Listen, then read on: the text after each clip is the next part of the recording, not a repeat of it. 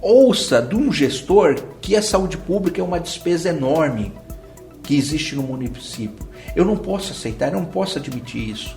Por quê? Porque este contribuinte, este usuário, ele é pagador de impostos e a vida dele toda foi sempre pagar. E no momento que ele mais precisa, ele não consegue ter o devido acesso à saúde. O gestor, ele tem que se virar nos 30 e tem que resolver e dar uma resposta para a população. Não pode se omitir dessa responsabilidade.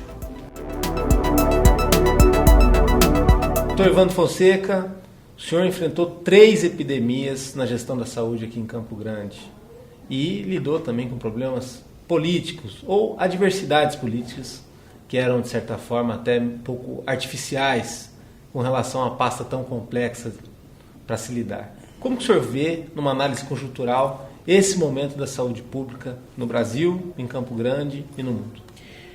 Danilo, nós temos que observar o seguinte cenário.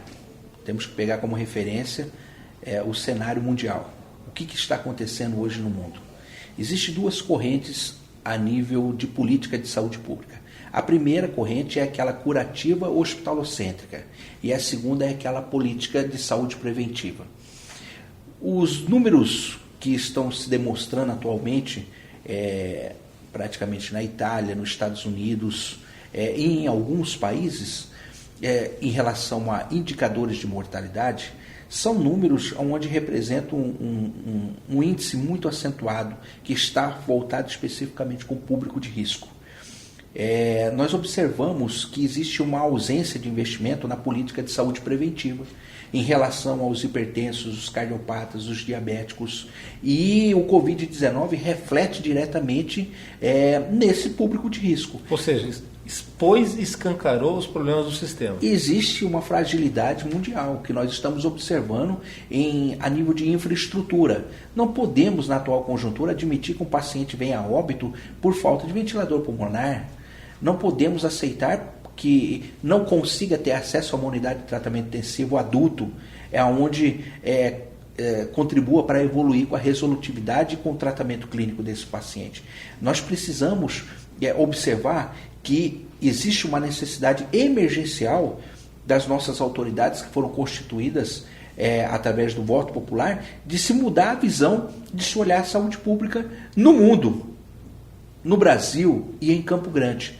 Se nós não começarmos a inverter essa pirâmide, onde o orçamento, por exemplo, do Brasil da saúde pública está concentrado 89% num formato curativo hospitalocêntrico, que nós chamamos de destinar recursos para os centros diagnósticos, para os hospitais. Isso não é fazer saúde preventiva.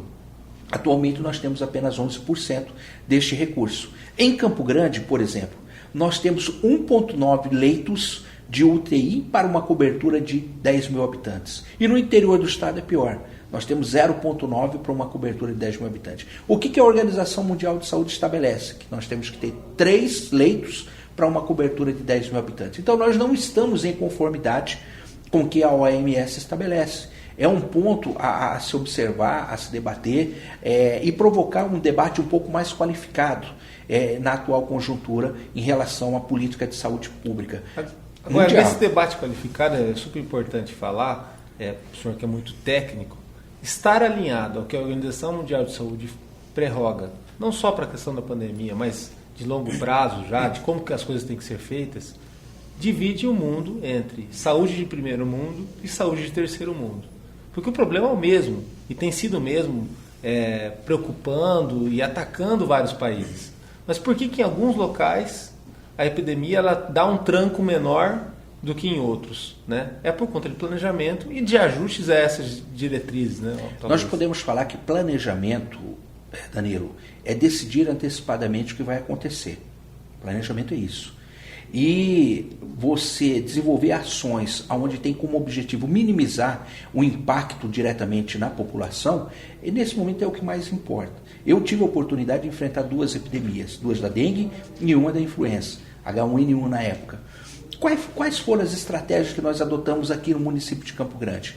Foi justamente o planejamento. Nós tínhamos informações com 4, 5 meses de antecedência e fizemos o monitoramento e o mapeamento das 7 regiões de Campo Grande, onde que está concentrados os maiores índices de diabéticos, de hipertensos, de cardiopatas. Então todo esse mapeamento foi feito. Você cruzar os dados. Cruzamos os dados. E é ali que foi se programado determinado investimento em relação à ampliação de leitos de UTI. Mas, Ivandro, nós não tínhamos leitos suficientes de UTI. O que você fez? Qual foi a conduta que você adotou? Na ausência de leitos de UTI na rede pública, nós estabelecemos parceria com a rede privada e fizemos a compra de leitos nos hospitais privados, em diversos hospitais aqui de Campo Grande. É o CADRE, Clínica Campo Grande, enfim, outros hospitais tiveram a oportunidade de estabelecer essa parceria com o município. O que nós não podemos aceitar é que pacientes nas unidades de pronto atendimento, que são UPAs, venham a óbito por falta de leitos de UTI.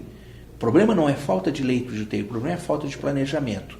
Quando existe a falta de planejamento, quem reflete direto e quem sofre é a população. Nós não podemos admitir na atual conjuntura que vidas se percam em nosso país por falta de infraestrutura. Existe infraestrutura na iniciativa privada. Estabelece essa relação, fecha-se essas parcerias e, em contrapartida, solicita a habilitação e o credenciamento dos leitos na rede pública, até conseguir fazer essa adequação. Diante desse cenário, outras medidas foram adotadas. A abertura de 20 unidades básicas de saúde, que nós chamamos do terceiro turno, que o Ministério da Saúde até utilizou como referência nacional para solucionar esse problema a nível de Brasil. Por que o terceiro turno? Porque os trabalhadores do nosso município, nós observamos através de uma pesquisa que foi feita, eles não conseguiam ter acesso à unidade básica de saúde, só a partir das 7 horas. Então nós implantamos naquela época, das 17 horas até as 22 horas, a abertura do terceiro turno nas unidades básicas de saúde no formato de equipe multiprofissional.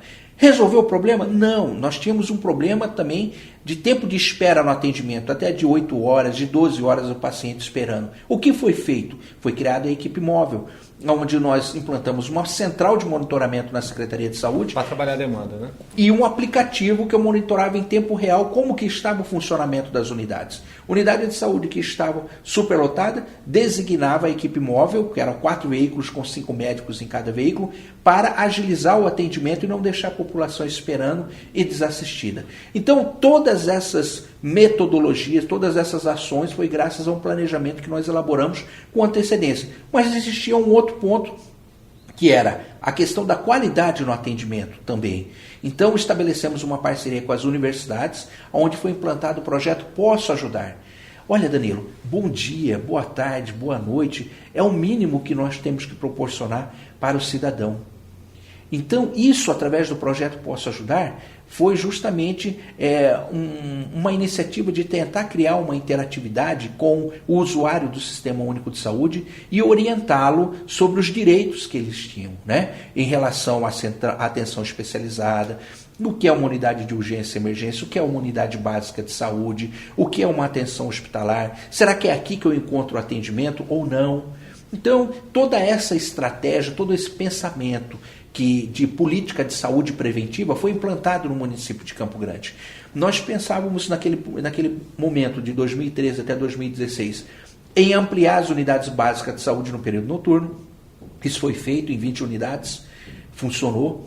Nós implantamos o programa Posso Ajudar, que eram jovens universitários que estavam cursando o curso de ensino superior e que estavam como agentes e orientadores dos usuários do Sistema Único de Saúde em cada unidade de pronto atendimento. Era uma média de 5 a 6 jovens que estavam disponíveis para orientar a população em relação aos seus direitos do SUS.